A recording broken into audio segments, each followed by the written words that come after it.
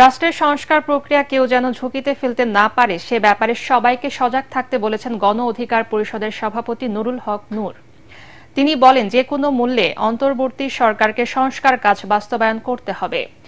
জাতীয় সংসদ ভবনের এলডি হলে ঐকমত্য কমিশনের বৈঠকে অংশ নিয়ে তিনি এসব কথা বলেন। ব্যক্তি বা দলের স্বার্থে নয়, দেশের স্বার্থকে বড় করে দেখার আহ্বান জানান ভিপি নূর। বৈঠকের আগে সূচনা বক্তব্যে ঐকমত্য কমিশনের সহসভাপতি অধ্যাপক আলী রিয়াজ বলেন, রাষ্ট্র সংস্কারের ৩৫টি দলের পক্ষ থেকে প্রস্তাব এসেছে। জুলাই বিপ্লবে প্রাণ দিয়ে তরুণরা রাষ্ট্র পরিবর্তনের যে সম্ভাবনা তৈরি করেছে তা বাস্তবায়ন করতে হবে বলে মন্তব্য করেন তিনি। লিখিত মতামতের পর ১৬৬টি সংস্কার প্রস্তাবের বিষয়ে রাজনৈতিক দলগুলোর সঙ্গে ধারাবাহিকভাবে বৈঠক করছে ঐকমত্য কমিশন। এই সংস্কারের ক্ষেত্রে যেন অবশ্যই ব্যক্তি, দল, গোষ্ঠীর চেয়ে আমরা জাতীয় স্বার্থ এবং দেশকে যেন প্রাধান্য দিই, এটাই আমাদের আজকের এই কমিশনের কাছে আমাদের চাওয়া। ৫৩ বছর ধরে বাংলাদেশের মানুষ যে গণতান্ত্রিক আকাঙ্ক্ষাকে ধারণ করেছে, সেই আকাঙ্ক্ষাকে যেন বাস্তবায়ন করা যায়, তার পথ উন্মুক্ত করা যায়, যেন আমরা সকলে মিলে সম্মিলিতভাবে একটি গণতান্ত্রিক রাষ্ট্র প্রতিষ্ঠা করতে পারি, তারই অংশ হিসেবে এই আলোচনা। কাতার সফর ও পোপ ফ্রান্সিসের অন্ত্যেষ্টিক্রিয়ার অংশগ্রহণ শেষে দেশে ফিরেছেন প্রধান উপদেষ্টা ডক্টর মোহাম্মদ ইউনূস। বাংলাদেশ সময় রোববার দুপুর ১:৩০টায় তিনি ইতালির রাজধানী রোম ছাড়েন। এরপর রাত ৩টায় তাকে বহনকারী ফ্লাইট ঢাকায় নামে। গত শনিবার পোপ ফ্রান্সিসের শেষকৃত্য অনুষ্ঠান সম্পন্ন হয়। বিশ্বের বিভিন্ন দেশের নেতাদের সঙ্গে ডক্টর ইউনূসও ওই অনুষ্ঠানে অংশ নেন। এর আগে তিনি শুক্রবার কাতারের দোহা থেকে রোমে পৌঁছান।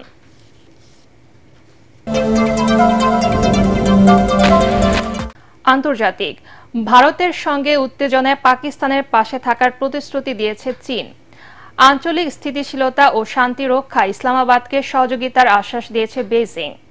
ভারত পাকিস্তান উত্তেজনায় দিল্লির কূটনীতিক পদক্ষেপের উপর কড়া নজর রাখছে সৌদি, ইরান ও মিশর। তবে বিশ্লেষকরা বলছেন, পাকিস্তানের সঙ্গে যুদ্ধে এখনও অপ্রস্তুত ভারতের সামরিক বাহিনী। বিস্তারিত শরীফুল ইসলামের প্রতিবেদনে। সব মশার বিরুদ্ধে সুরক্ষা দিতে এলো বসুন্ধরা এক্সট্রিম অ্যারোসল, মশার বিরুদ্ধে এক্সট্রিম সুরক্ষা। জম্মু কাশ্মীরে হামলার ঘটনায় আবারও একটি সামরিক সংঘাতের দ্বার প্রান্তে ভারত ও পাকিস্তান। প্রাণঘাতী ওই সন্ত্রাসী হামলার প্রতিশোধ নেওয়ার অঙ্গীকার করেছে দিল্লি। এর সঙ্গে পাকিস্তানের সম্পৃক্ততা আছে দাবি করে দেশটিতে হামলা চালাতে অভ্যন্তরীণ চাপ আছে প্রধানমন্ত্রী নরেন্দ্র মোদীর উপর। আমরা ২৬০টা দেহ চাইছি, ২৬০টা দেহ চাইছি। তবে বিশ্লেষকরা বলছেন, ভারতের সামরিক বাহিনী এখনও সেকেলে এবং সীমান্তে হুমকি মোকাবেলায় অপ্রস্তুত। কারণ ২০১৯ সালে পাকিস্তানের সাথে চরম উত্তেজনায় ভারতের বিশাল সামরিক বাহিনীকে অনেকটা ফুলিয়ে ফাঁপিয়ে দেখানো হয়। পাকিস্তানের হাতে একটি ভারতীয় যুদ্ধবিমান ভূপাতিত হওয়ার ঘটনায় তখন লজ্জায় পড়ে মোদী সরকার।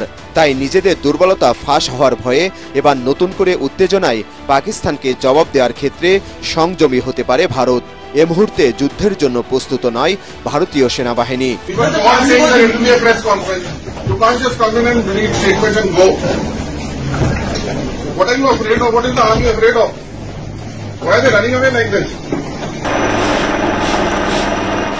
এসব সীমাবদ্ধতার কারণে পাকিস্তানের স্বল্প পরিসরে হামলা বা বিশেষ অভিযানের মধ্যেই সীমাবদ্ধ থাকতে পারে ভারত, যা ভারতীয়দের জনরোষ কমিয়ে কিছুটা স্বস্তি দিতে পারে নরেন্দ্র মোদীর বিজেপিকে।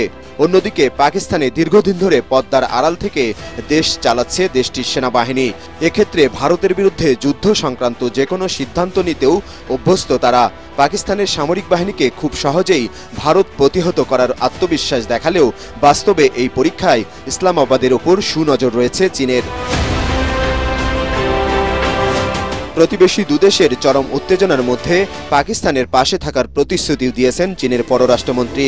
পাকিস্তানের পররাষ্ট্রমন্ত্রী ইসাক দারের সঙ্গে টেলিফোন আলাপে আঞ্চলিক শান্তি এবং স্থিতিশীলতা বজায় রাখার প্রত্যয় জানান তিনি।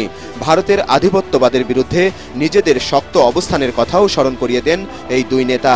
美方的行政令还涉及美国单方面非法划定的 চীন ছাড়াও ভ্রাতৃপ্রতিম দেশ সৌদি আরব, ইরান ও মিশরকেও ভারতের সঙ্গে চলা উত্তেজনার সর্বশেষ পরিস্থিতি তুলে ধরেছে পাকিস্তান। এসব বাস্তবতা বিবেচনায় ভারত সাময়িকভাবে পাকিস্তানকে চাপে রাখতে সীমান্ত অভিযান ও কূটনৈতিক পদক্ষেপ নিলেও সহজেই যুদ্ধে জড়াবে না বলেই মনে করছেন আন্তর্জাতিক সম্পর্ক বিশ্লেষকরা। শরীফুল ইসলাম, এটিএন বাংলা।